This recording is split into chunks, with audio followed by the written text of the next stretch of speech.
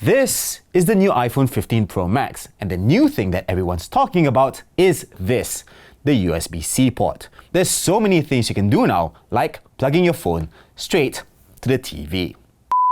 But as cool as a USB-C iPhone is, there's so much more to talk about. There's the new titanium construction, an action button, a longer telephoto camera, and a new chip that promises console-level gaming performance. However, the iPhone 15 series has also been the subject of considerable controversy. There have been lots of issues raised by users and the media, which has even led to Apple taking action. But how true are those issues? And does it mean that you shouldn't buy this phone? We've spent a few months with it and, well...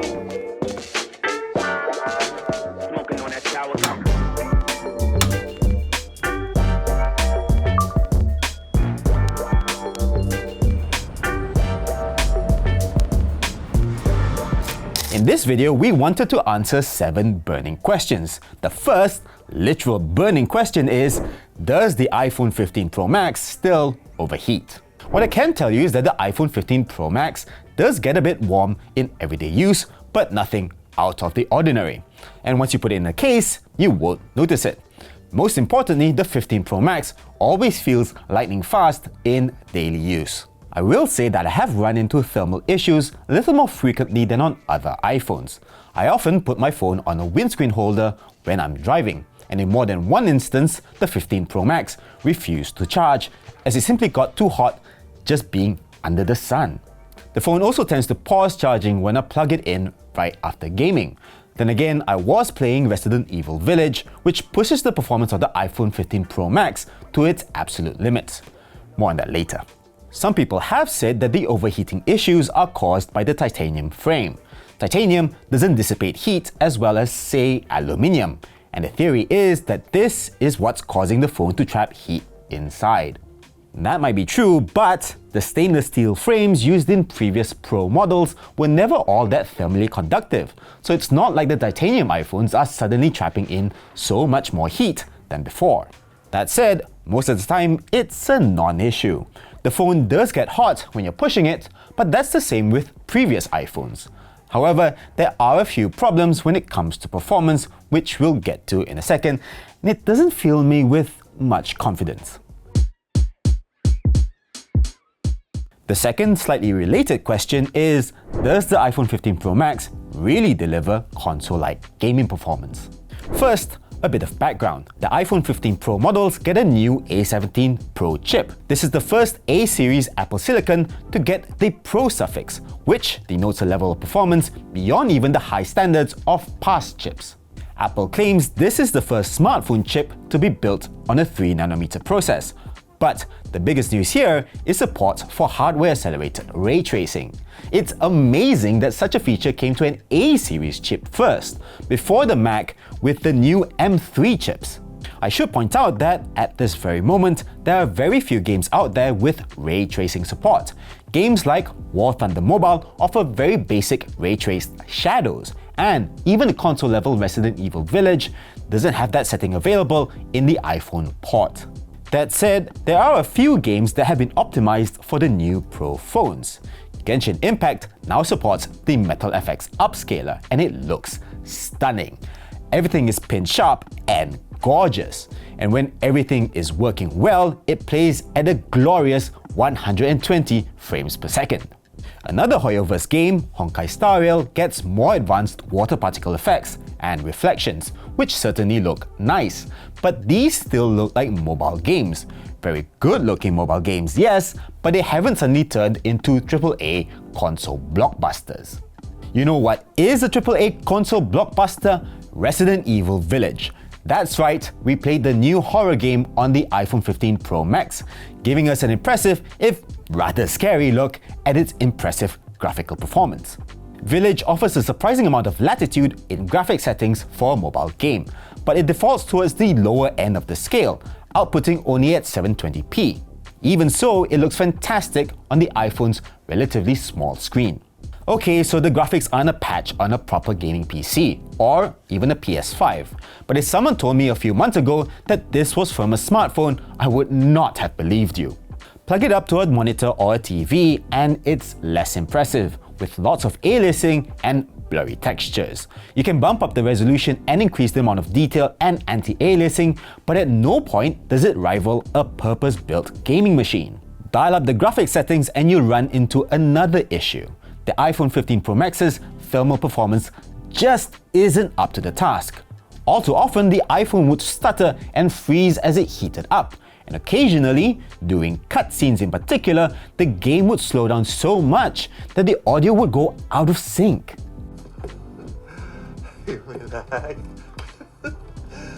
Dumb bitch is crazy as a bag of rats. There is wisdom. Dumb bitch is crazy as a bag of rats.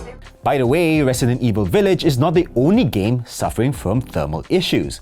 Even on regular mobile games, you'll see slowdowns very often, which is not exactly typical for an iPhone, and it runs very hot. Still, for something that slips into the pocket, the iPhone 15 Pro Max houses a surprising amount of firepower. Keep the game settings to a reasonable level and you'll be just fine. The third question concerns the new action button. Specifically, what can it do? The action button was first seen on the Apple Watch Ultra. This replaces the mute switch, although that function is still enabled by default. What's special this time around is that you can configure the action button to do a variety of functions. You can open the camera, turn on the flashlight, change focus modes, or start a voice memo. And you can map any of those functions to the action button using this really cool interface that's so unlike iOS. Best part is you can use the action button to activate your shortcuts, and that's where the real fun begins. You can turn on your lights or play your favorite song, which does make you feel a bit like James Bond. You can even activate the Google Assistant. Tell me a joke. I went to buy some camouflage trousers the other day, but I couldn't find any. I mean, it's not really that funny, but it works, I guess. The fact that you can use a physical button to bring up the Google Assistant on an iPhone and not a Samsung phone is one of the most hilarious things I've ever seen in tech. Of course, shortcuts isn't new, but it still feels a bit like a hack and very un-Apple. And you do need to do a bit of programming to get some of these things to work. You might like doing this, but I'm willing to go on a limb and say that the average iPhone user probably does not. My biggest gripe with the action button is that you can only map one function to one long press. Not everyone is able to waste their one customizable physical button on something cool but kinda useless, so they'll probably use it for really generic things like opening the camera or muting your phone. If you really want people to be let loose with this thing, then let loose. Give us things like double taps or triple taps or something. Then we will really see people doing cool things. The action button is the big new thing for 2023, but last year we saw the introduction of the dynamic island. And in our review of the iPhone 14 Pro Max, we were quite skeptical of its usefulness in the real world. The question we have now is, has that changed 12 months on? Well, yes and no. In Malaysia, you're still limited to the usual timer and voice memo and Spotify. You still don't get turn-by-turn navigations with either Waze or Google Maps. Like, what's the holdup? But hey, at least that rotation glitch they had previously, that's gone now. Thank God. But the real magic happens when you book a ride. You can still track the car's arrival with a long press, but you can actually see the number plate right on the island itself without having to tap on it. That's pretty neat if you ask me. Don't get me wrong, however. The dynamic island is still really only useful in fringe cases. That and being able to control your music fairly easily. There just isn't that much third-party app support, even after more than a year. We saw the same thing with the touch bar on the MacBook Pro. Big splashy intro, no real developer support, killed within 5 years. Let's hope the dynamic island survives a bit longer, eh? I mean, at least the bouncy animations look cool. Right, time for the big question. We've heard a lot of complaints about the cameras, so are they really not as good as before? First, let's talk about the hardware. The The iPhone 15 Pro comes with the same 48 megapixel main camera as last year's 14 Pro, which uses pixel binning to give you pixels as large as 2.44 microns. It still comes with an f1.78 aperture. There are a few new features this time around. Firstly, the main camera fuses the pixel bin 12 megapixel image with the full data of the 48 megapixel sensor to create a composite 24 megapixel photo, providing a balance between detail and noise control. This happens by default, although you can still shoot 12 and 48 megapixel HEIF, as Apple pronounces it, JPEG and ProRAW photos. No 24 megapixel ProRAW though, which is unfortunate. The second is that Apple is providing different focal lengths by cropping into the massive sensor. You can choose from either the standard 24mm equivalent, 28mm or 35mm, and you can even set one of those as default for the main camera. That's one way to appease people complaining about ever wider main cameras, as I did previously. As before, you get a 12 megapixel ultra-wide camera and a 12 megapixel telephoto. Apple still clearly believes pixel binning shouldn't be applied to these supplementary cameras with smaller sensors. We'll see about that. There is, however, an added incentive to get the bigger Pro Max this year. Its telephoto camera now offers 5 times optical zoom, thanks to a tetaprism lens design that basically acts as a more advanced periscope. You now get 3D sensor shift optical image stabilization too. Elsewhere, Apple is promising an improved Smart HDR that renders skin tones more accurately, and the Photonic Engine image pipeline introduced last year comes to night mode as well, giving you sharper details and more vivid colors. At least that's what Apple claims. All this is well and good, but how does it translate to the real world? Well, to absolutely nobody's surprise, the main camera is fantastic. All of the hallmarks of the iPhone camera are still there.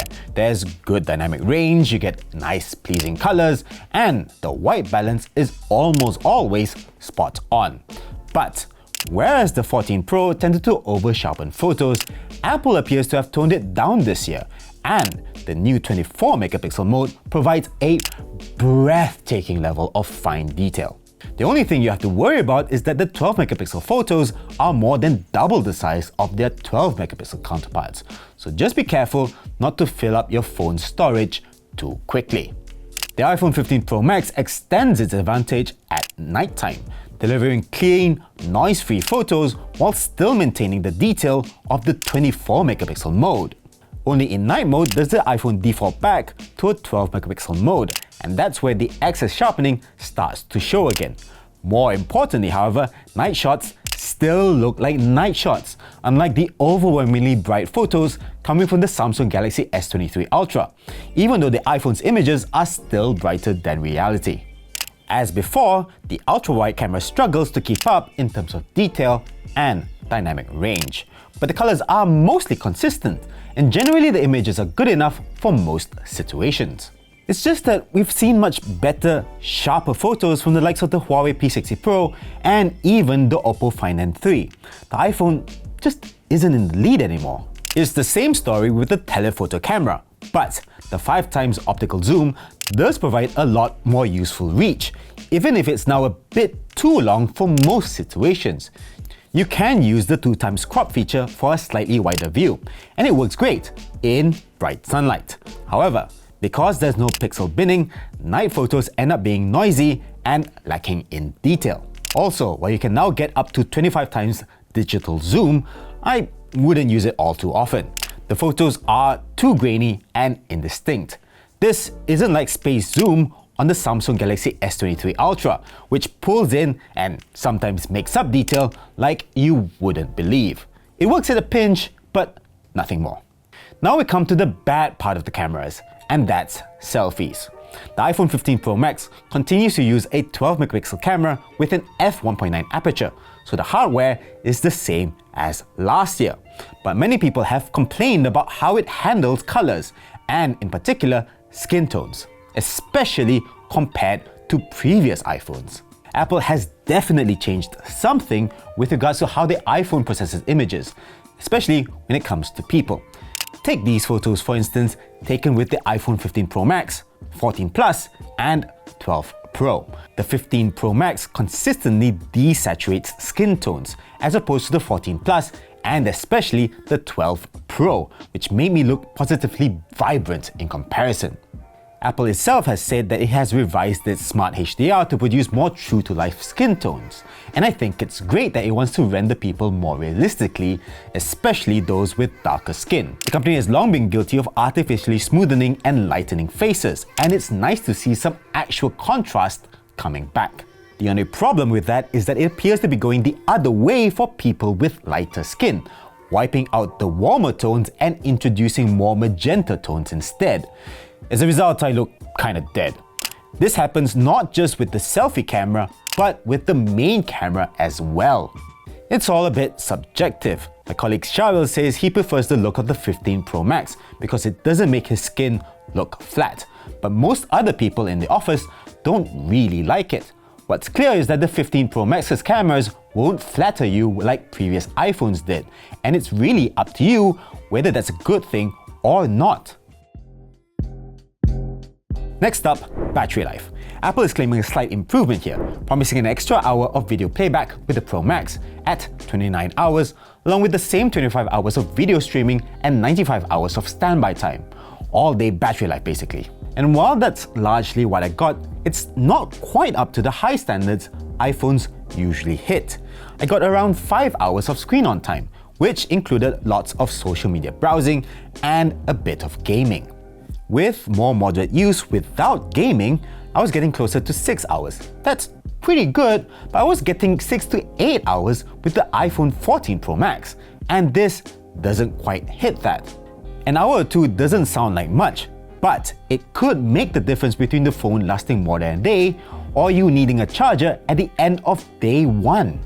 There are many possible reasons for this, like the fact that the phone runs hotter than before, and that the A17 Pro's higher performance ceiling means it might be using more power in certain tasks, such as gaming.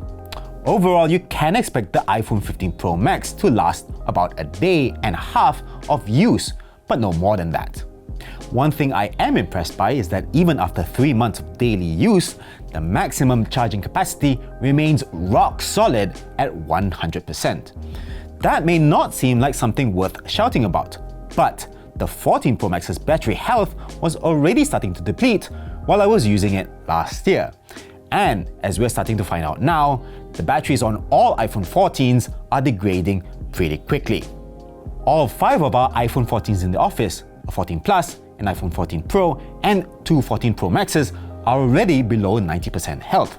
Contrast that with the iPhone 13 and 13 Pro, which are still at around 90% even after 2 years of use. Of course, we'll have to wait and see how well the iPhone 15 Pro Max's battery fares after a year of pure use, but it's looking good so far. And finally, we come to the biggest change to the iPhone 15 range, the USB-C port.